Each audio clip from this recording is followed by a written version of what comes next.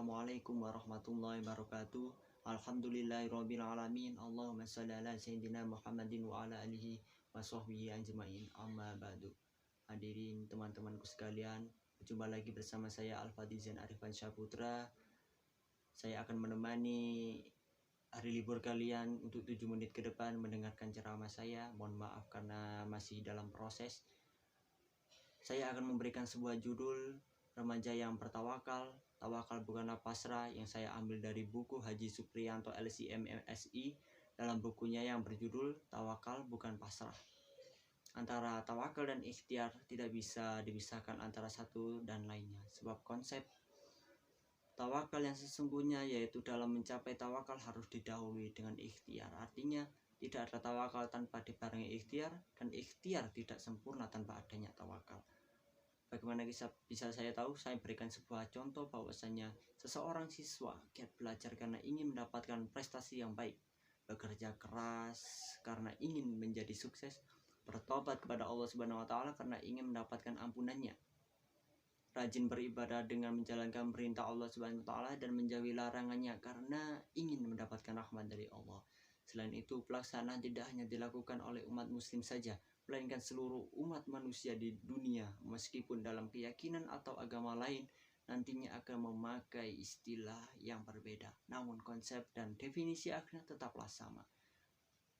Lalu apa sebenarnya dimaksud dengan ikhtiar itu, kawan-kawan, dan tawakal itu? Hal pertama yang perlu dipahami adalah terkait dengan ikhtiar.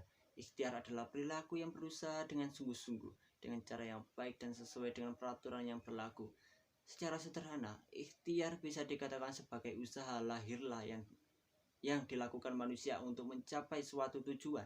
Seseorang perlu bergerak untuk bisa mencapai apa yang diinginkan dan memenuhi apa yang dibutuhkan. Misalnya ada seseorang butuh makan untuk bertahan hidup, dan makanan hanya bisa didapatkan dari alam, dan bisa juga membeli bahan makanan dari penjual. Sebelum bisa berbelanja, seseorang harus memiliki uang. Uang ini didapat dari mana? Tentunya dengan bekerja. Jika sudah bekerja, maka akan menerima bayaran atau gaji dalam bentuk uang. Gaji inilah yang menopang kebutuhan kita untuk terus bisa belanja makanan sehari-hari. Bayangkan jika orang tadi tidak bekerja, maka tidak ada uang yang bisa dipakai belanja untuk kebutuhan kita. Pada akhirnya akan kelaparan dan kemudian meninggal karena tidak berikhtiar untuk mencari uang tadi. Sehingga dengan analogi ini bisa dipahami oleh kita bahwa setiap orang untuk mencapai keinginan dan memenuhi kebutuhan wajib berikhtiar. Tidak cukup hanya tidur santai di dalam rumah dan semua kebutuhannya terpenuhi atau semua impiannya tercapai di dunia ini.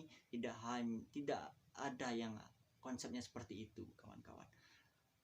Dan yang berikutnya adalah pengertian tawakal. Jika membahas mengenai ikhtiar, kita pasti tahu akan ada sangkut pautnya mengenai tawakal dan doa.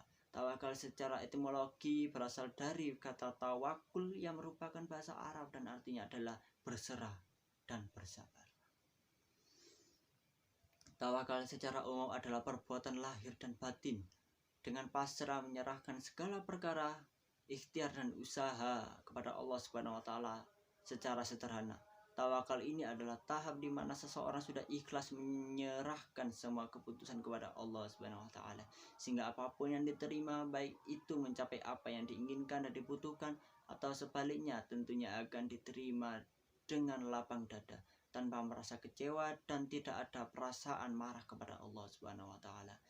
Jika seseorang sudah berusaha, maka hasilnya akan dipasrahkan kepada Allah atau Tuhannya, sehingga sudah siap secara fisik maupun mental untuk menerima segala hasil dari apa yang sudah diusahakan selama ini. Hubungannya antara apa sih ikhtiar dan tawakal dan doa sekalipun? Seperti yang disampaikan di awal, dari 3 perkara yang saya sebutkan tadi, ikhtiar dan tawakal sekaligus doa menyangkut adanya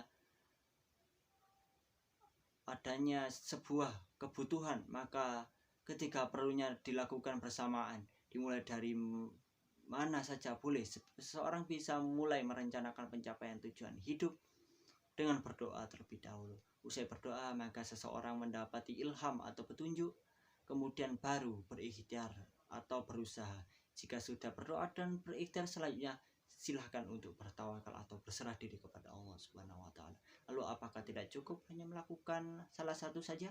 Bisa, tapi hasilnya tidak akan memuaskan. Misalkan jika hanya berikhtiar saja, maka seseorang tergolong pribadi yang sombong, merasa bisa tanpa perlu bantuan dari Allah Subhanahu wa taala.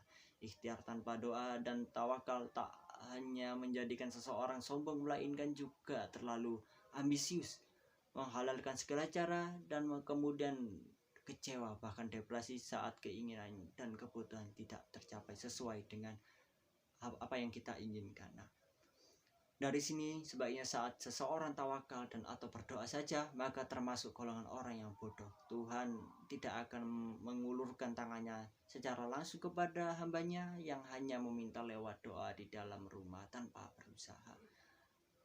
Kesimpulannya, bagaimana dalam hal ini kita bisa belajar dari usia remaja, termasuk saya sendiri, bagaimana pentingnya kita mengenal tentang ikhtiar dan bertawakal. Doa kepada Allah atas semua usaha kita, jangan banyak mengeluh tanpa harus melakukan apapun, karena Allah ingin melihat kesanggupan kita untuk senantiasa menempuh wilayah jalan kita dengan ikhtiar dan tawakal.